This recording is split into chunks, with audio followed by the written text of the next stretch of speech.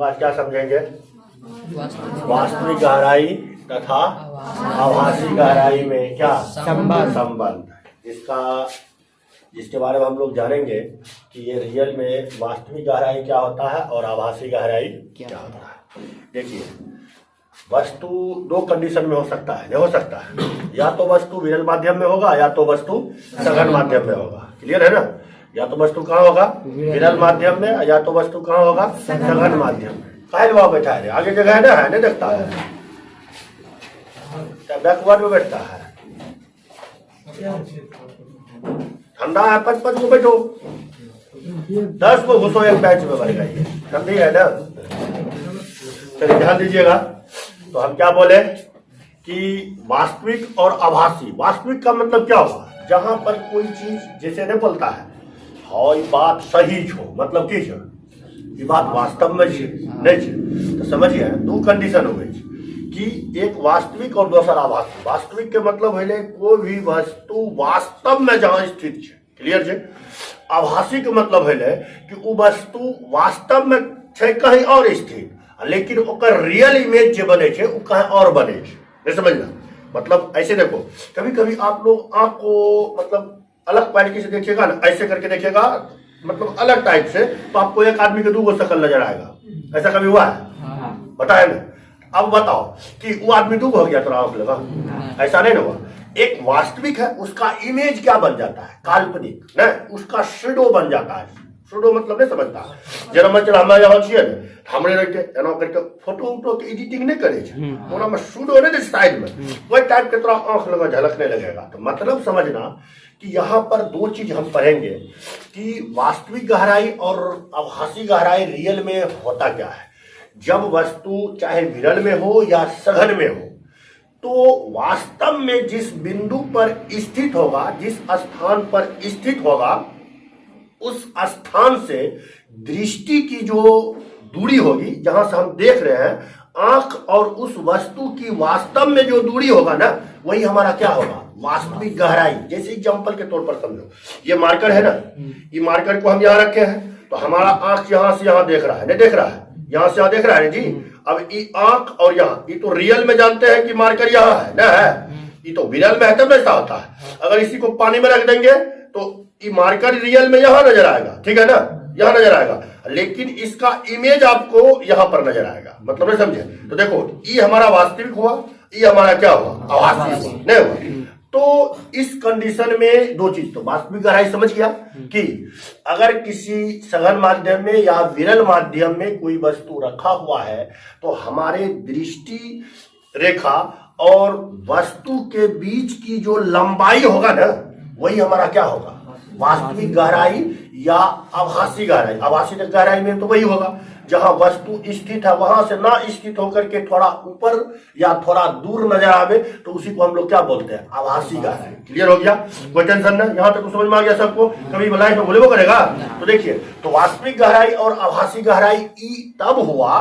वास्तविक गहराई और आभासी गहराई का चर्चा हम तब करेंगे जब वस्तु सघन माध्यम में स्थित हो, और देखेंगे हम कहां से? विरल माध्यम से। तो गहराई मापेगा। पानी के अंदर क्या होता है? ऊंचाई की गहराई, गहराई होता है, नहीं होता है? अब देखो, ये तो गहराई समझ गया।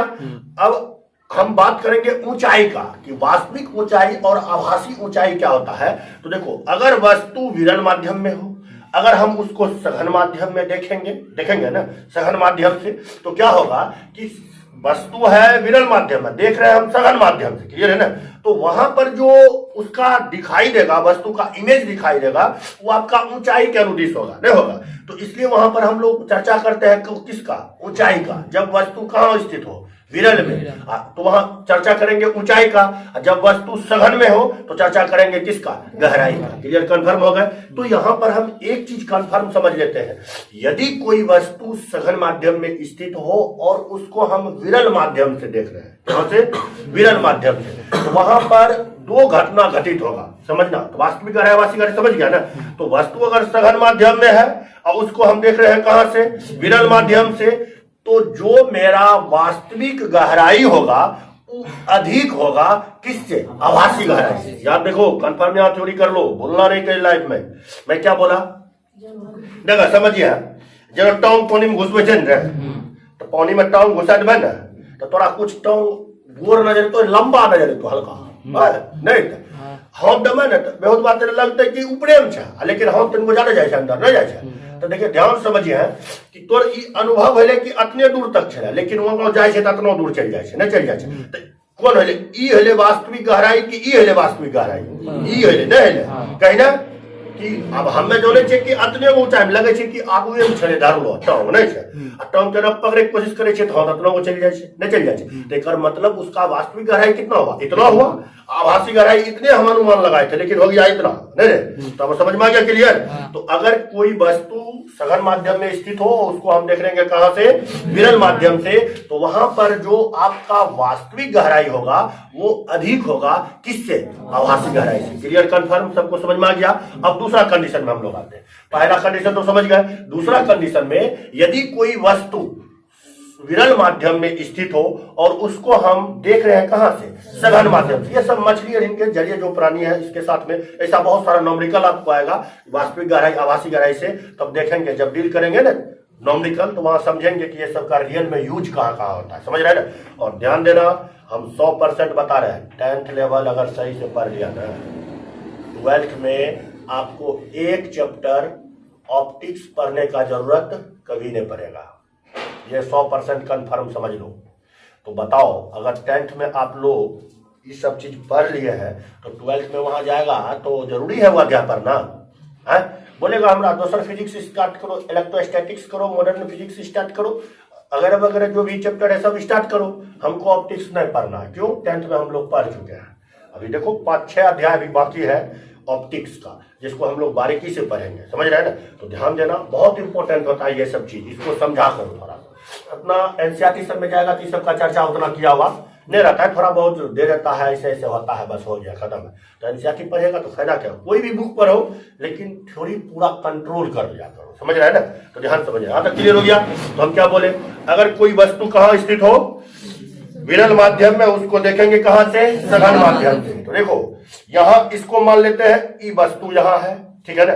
इसको हम देख रहे हैं कहां से?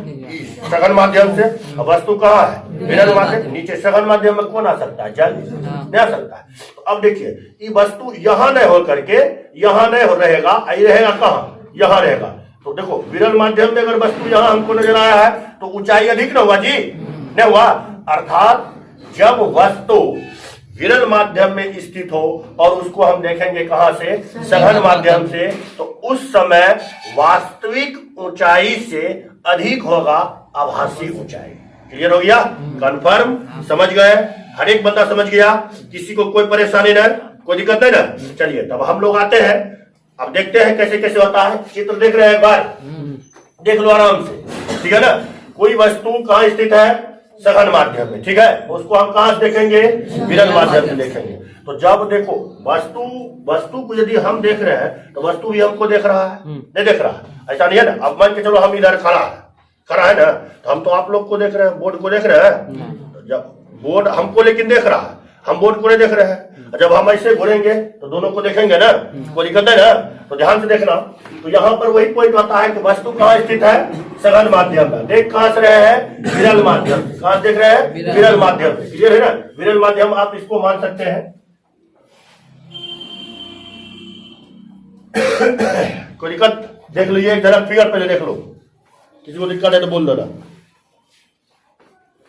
क्लियर, समझ में आ गया? किसी को दिक्कत है ना?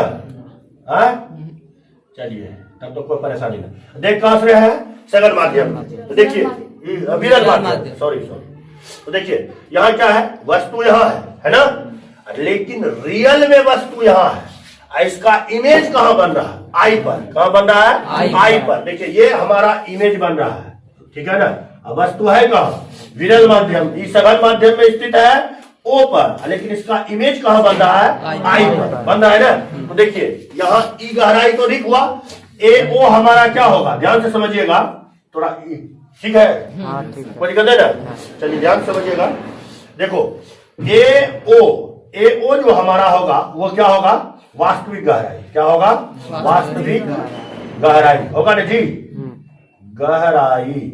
और देखिए ए आई जो होगा, ए आई वो हमारा क्या होगा, आभासी गहराई। क्या होगा, आभासी गहराई। क्लियर है ना, क्या होगा, आभासी गहराई। क्लियर है। अब देखिए यहां पर होगा क्या, अगर एओ हमेशा अधिक होगा किससे, ए आई से। किससे होगा, ए आई से। कब, जब वस्तु कहां स्थित हो, सघन माध्यम में, और उसको देख कहां से रहे हैं, विरल माध्यम से। तो ये कंडीशन हमारा आएगा। क्लियर हो गया।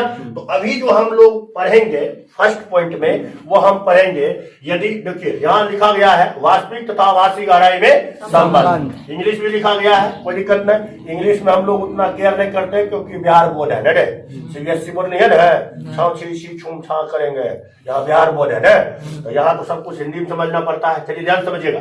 तो इस कंडीशन में कितना घटना घटित होता है, दो घटना। पहला कि सघन माध्यम, अगर कोई वस्तु सघन माध्यम में स्थित हो, उसको हम कहां से देखेंगे, विरल माध्यम से देखेंगे, तो क्या होगा। क्लियर है, पहला हो गया।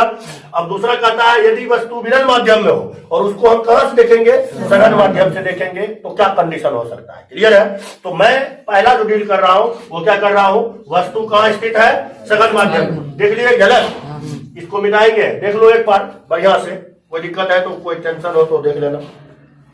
देख लिए ना, हो गया, देख लो, कोई परेशानी हो मिटा दे, मिटा देते हैं।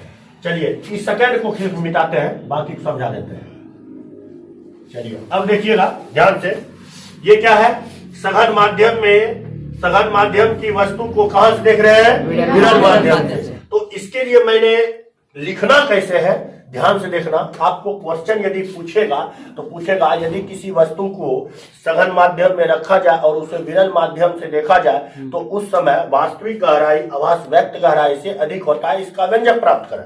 ऐसा दे दिया।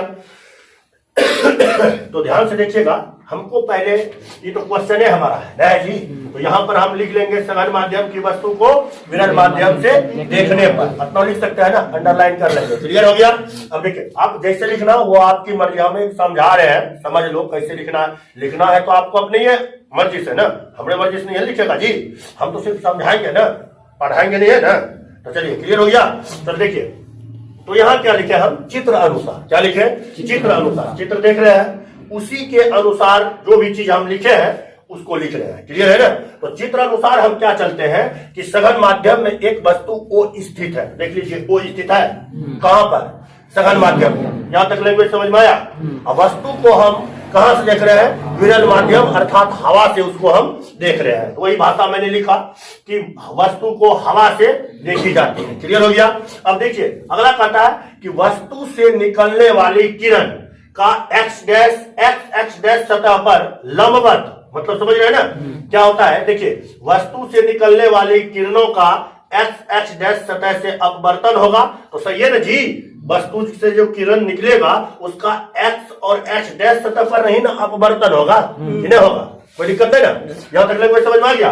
कहता जिससे वस्तु का प्रतिबिंब बनेगा। कहते वस्तु की स्थिति को प्राप्त करने के लिए ओ से निकलने वाली किरण, ओ से कितना किरण निकला है, दूगो। कितना किरण निकला है, दूगो। कौन कौन, यहाँ नाम भूल गए, नाम दे देते हैं, कुछ पी दे देते हैं, कोई दिक्कत नहीं ना। चलिए ध्यान से देखिएगा।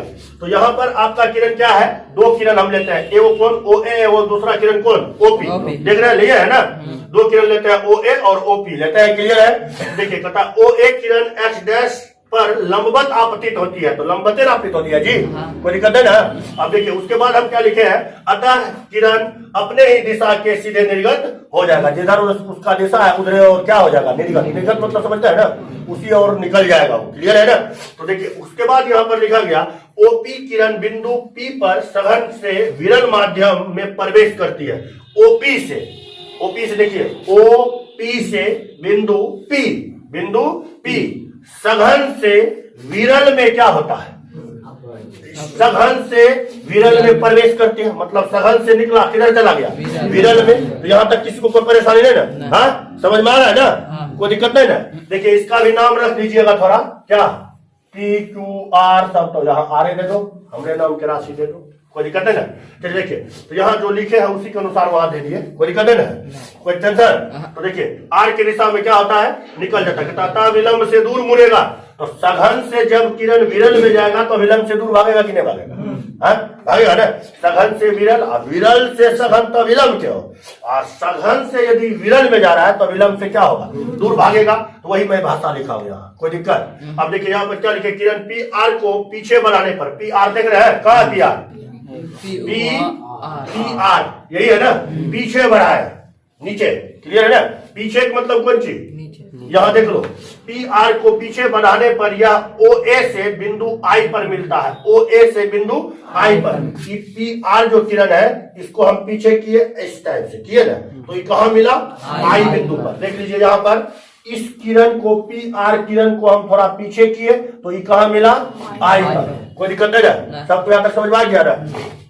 आई पर मिलती है, अतः आई वस्तु ओ का आभासी प्रतिबिंब होगा। आई जो है ये आई वस्तु ओ का क्या होगा, आभासी प्रतिबिंब। क्लियर हो गया। तो क्या इस फिगर में जो मैं लैंग्वेज लिखा, क्या इस फिगर से कहीं बाहर है, इस फिगर में है जी, कोई दिक्कत है ना।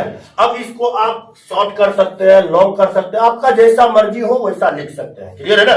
किसी को यहाँ तक में कोई परेशानी नहीं है, किसी को दिक्कत नहीं है, कोई परेशानी नहीं है। चलिए एक बार झलक देखिए, अब मिटा देते हैं इसको। अब हम लोग आगे चलते हैं, मिटा रहे, चलिए मिटाते हैं।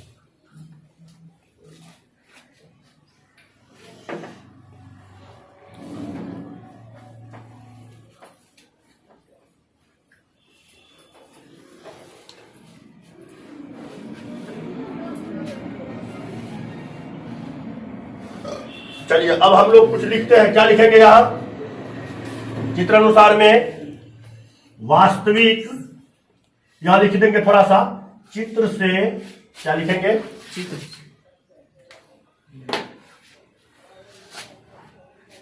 चित्र से स्पष्ट होता है कि स्पष्ट होता है। ध्यान से देखिए, वास्तविक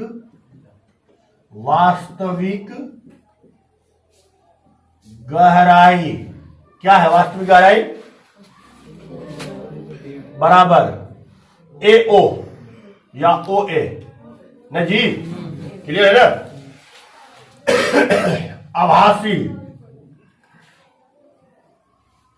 आभासी कौन चीज, गहराई इक्वल क्या है, आई ए या ए आई, कुछ भी दे सकते हैं, ए आई, आई ए, क्लियर है ना। अब देखिए यहाँ पर आपतन कोण कितना होगा, आपतन कोण देखिए, आपतन कोण क्या होगा, आपतन कोण ध्यान से देखो, ओ पी एंड एस न जी, क्या होगा, ओ पी एंड एस। तो यहां हम क्या लिखेंगे, ओ पी एंड एस बराबर क्या, आई, क्लियर है ना। अब देखिए अपवर्तन कोण बताइएगा, अपवर्तन कोण क्या होगा, एन पी आर, क्या होगा, क्या होगा बोलो ने, आई, अरे पागले है, तो ई अभिलंब है तो इन्हें देखेगा तो इधर देखेगा, अभिलंब इन है जी, तो इधर नहीं देखेगा जी, इधर क्या देख रहा है, एन पी आर, यहां नहीं देख रहा है, एन पी आर क्या होगा, N P R, N P R बराबर कितना, आर। क्लियर समझ में आ गया। अब देखिए ई जो एंगल है आर, ई आर के बराबर होगा, इसके बराबर होगा नहीं होगा, देखिए ध्यान से, ई आर जो है इसके बराबर होगा, ध्यान से देखो, तो इसका ई क्या है, एकांतर कोण ना है, तो ई आर है, ई हमारा यदि आर है तो ई हमारा क्या होगा, आर होगा। क्लियर हो, समझ में आ गया। अब देखिए ई जो आई, ई पूरे एंगल क्या है हमारा, आई, तो ई एंगल मेरा क्या होगा, आई। नहीं समझ में आया, किसी को परेशानी, तो देखिए यहाँ ध्यान से एक झलक देख लीजिए, तो यहाँ क्या होगा, ध्यान से देखो, तो यहाँ पर आप ऐसे लिख सकते हैं, कौन कौन किसके बराबर होगा बताओ, चित्र के अनुसार देखो कि कौन सा एंगल किसके बराबर होगा, एंगल ए ओ पी, नहीं देखा, नहीं समझ में आप इसके देखा था ए I ओ पहले ए ओ लंबा आई लंबा ए ओ P पी यहां तो हम लिखेंगे ना कोण ए ओ पी बराबर कोण डेस कोण O O P N dash कोण ओ पी एन डैश होगा ना। उसके बाद अब देखो दूसरा कोण क्या होगा ए आई पी ए कोण ए आई पी के बराबर कौन कौन I N and है I P O लगा रहा है N क्या आई P पी N dash हाँ यार ना पकड़ा राइट है आई पी एन डैश तो यहाँ लिखेंगे हम कौन I P N dash clear है यहाँ तक सबको समझ में आ गया क्लियर है ना। त्रिभुज खोजिए इसमें दो त्रिभुज है कौन कौन त्रिभुज ए ओ P समझ में आ रहा है जी हाँ कोई दिक्कत नहीं ना। ना चलिए ध्यान से देखिए यहाँ तक तो सबको समझ में आ गया ना हाँ यहाँ तक किसी को कोई परेशानी ना। देखिए क्या ए ओ P पी एक त्रिभुज बना नहीं बना तो यहाँ क्या लिखेंगे यहाँ लिखे है त्रिभुज ए ओ पी में ए ओ पी में क्या A P साइन आई अब बताओ साइन थीटा बराबर सूत्र क्या होता है लंबा टेका तो क्या होगा यार O A P O P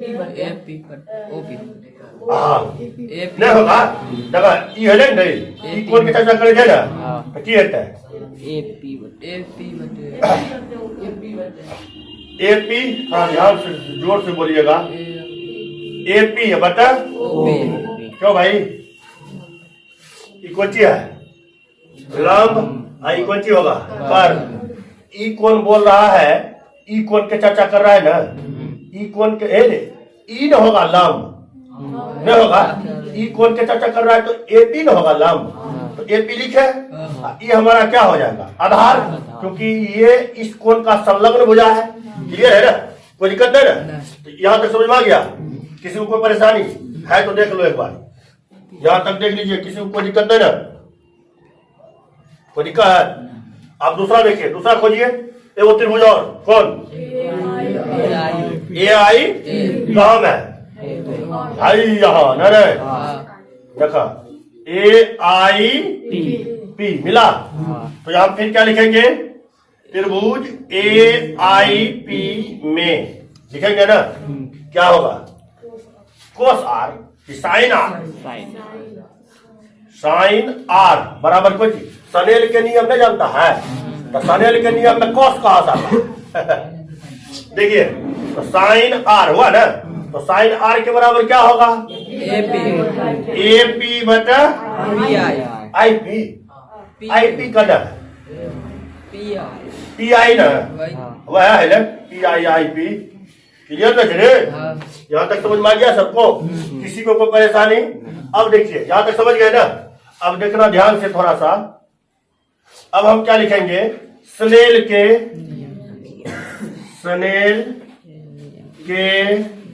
नियम से क्या होता है साइन आई बटे साइन साइन R आर बराबर कौन चीज A P बटे ए पी बटा O P ओ पी पूरे के बटा कौन चीज A P ए पी बटा P I पी आई चलेगा कोई दिक्कत तो साइन आई बटे साइन आर जो है साइन आई बटे साइन आर इक्वल क्या होता है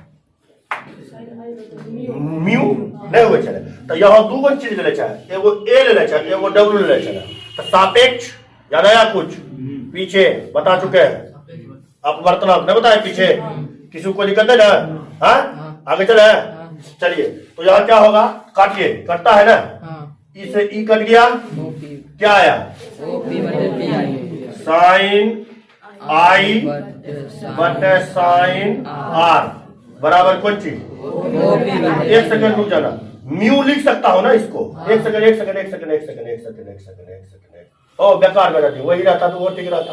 तो यहाँ क्या होगा, NaW की NWA, NaW नहीं जी, क्या होगा NaW इक्वल क्या, इसके ई बराबर हो जाएगा, नहीं हो जाएगा। तो साइन आई बटे साइन आर का मान देख लीजिए क्या है, AP बटे OP, AP बटे OP बराबर क्या, AP बटे PI, या इसके भी बटे हम क्या लिख देंगे, AP बटे PI, AP बटे OP, AP बटे PI, PI हुआ ना। AP से AP खत्म, हाँ, इधर क्या बचा, OP, इधर हाँ, क्या बचा, ध्यान से देखिए, OP बटे PI, OP बटे बराबर क्या, NaW। देख लीजिए एक झलक, किसी को यहाँ तक दिक्कत हो तो बोलिए, मिटा देंगे आप। यहाँ मेन चीज निकल चुका है, आप कुछ ना है, समझ में आ गया, किसी को दिक्कत तो है, देख लीजिए एक झलक।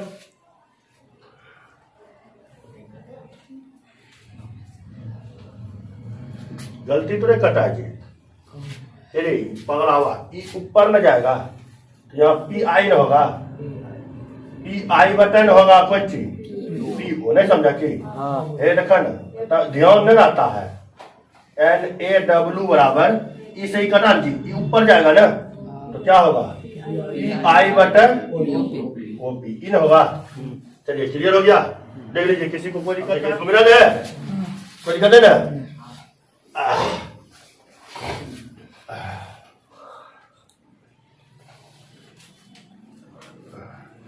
सर्दी से है ना, दिमाग ब्लॉक हो गया है, एक कोर के चलता है, चला के चले। अब देखिए क्या लिखेंगे, हवा के सापेक्ष क्या, जल का अपवर्तनांक क्या होता है, हवा के सापेक्ष NWA बराबर होते हैं 1/NaW, नहीं दे रहे, 1/NaW होगा ना। पीछे बता दिए सापेक्ष या अपवर्तनांक में, कोई दिक्कत है ना।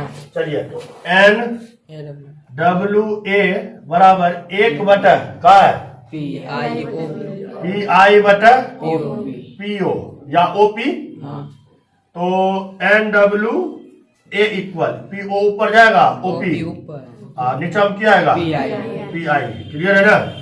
इसी को आपको क्या करना था, सिद्ध यहाँ आ चुका है, क्लियर हो गया। इसको आप मान लीजिएगा N वास्तविक गहराई बटा आभासी गहराई, क्लियर हो गया, सबको समझ में आ गया। अब इसी में कभी आपको कांच दे सकता, यही हमको प्रूफ करना था, ठीक है ना। अगर ई कोई अन्य माध्य, इसको हम पूरे मान लें NWA को N मान लिया ना, ई तो अभी लिखवे किए थे ऊपर में, ई वास्तविक गहराई है, ई क्या है, आभासी गहराई, तो N बराबर क्या हो जाएगा, वास्तविक गहराई, गहराई अब बटा क्या, आभासी गहराई, आभासी गहराई। क्लियर, समझ में आ गया। किसी को कोई परेशानी, कोई दिक्कत, समझा कि नहीं समझा, अगर नहीं समझा तो बोल सकता है। देखो कोई विशेष चीज ना है, ये सब एंगल रिंग तो जानिए गए थे कैसे कैसे क्या होता है, कोई दिक्कत नहीं ना, कोई दिक्कत मिटा दे। चलिए अब सेकंड नंबर में देखेंगे। अब लैंग्वेज नहीं लिखेंगे, लैंग्वेज वैसे नहीं लिख सकते हैं जैसे अभी इसमें बताए, उसी टाइप से उसमें चल सकते हैं। थोड़ा हिंट कर देता हूं कैसे करे, कैसे बनेगा। देखो इस फिगर को उल्टा दो, इसको क्या कर दो, उल्टा दो, उल्टा देगा ऐसे करके, तो सिर्फ देखना ई ओ चलाएगा यहाँ, ध्यान से समझना थोड़ा सा, ओ ई कहाँ चलाएगा, यहाँ चलाएगा। इसको अगर उल्टाएंगे तो ई हमारा क्या हो जाएगा, आई नहीं होगा। ध्यान से देखो, कब, जब वस्तु, ध्यान से समझना थोड़ा, आराम से आप प्रूफ कर लीजिएगा। अगर नहीं होगा तो पीसीएमबी जिंदाबाद है, क्लियर है ना। थोड़ा देख लीजिए, इसको मिटा के समझा देता हूं फिगर में।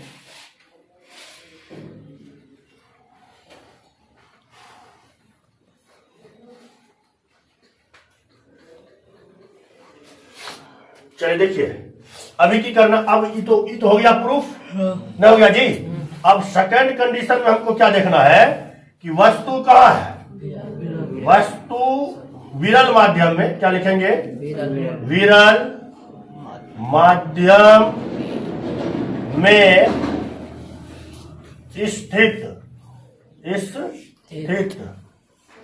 वस्तु को कहाँ? सघन माध्यम से देखने से देखने पर। क्लियर है ना? देख लो, ध्यान से समझो। तब मतलब क्या है? वस्तु कहाँ होगा? तो इसको हटा देंगे, ई फिगर ऊपर भेजना, ऐसे ऐसे इसको उल्टा दो, उल्टा देगा ना, तो ई हमारा क्या हो जाएगा? ओ हो जाएगा। ई हमारा क्या हो जाएगा? आई हो जाएगा। क्लियर है? ये हमारा क्या होगा? ओ। ई हमारा क्या हो जाएगा? आई। इसको जब पलटाएंगे ऊपर लेके जाएंगे। क्लियर है ना? तो ये देख लो फिगर कैसे बनाते हैं।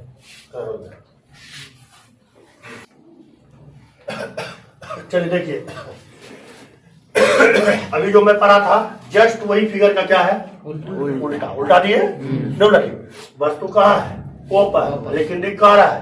आई पर। हो जाएगा व्यंजन? नहीं हो जाएगा जी? ऐसा कोई कैंडिडेट अगर नहीं होगा तो कल के क्लास में हम आप लोग को ये क्या कर देंगे? सिद्ध कर देंगे। क्लियर है ना? तो इसका दो पार्ट हो गया, एक ई और एक कल जो सिद्ध करेंगे वो। क्लियर है? कोई दिक्कत नहीं ना? चलिए कंफर्म। देखिए फिगर देख लीजिए, कल हमको क्या करना है? इसको सिद्ध करना। अगर हो जाता है तो आप लोग कर लेना, नहीं होगा तो कल कर देंगे। क्लियर है ना?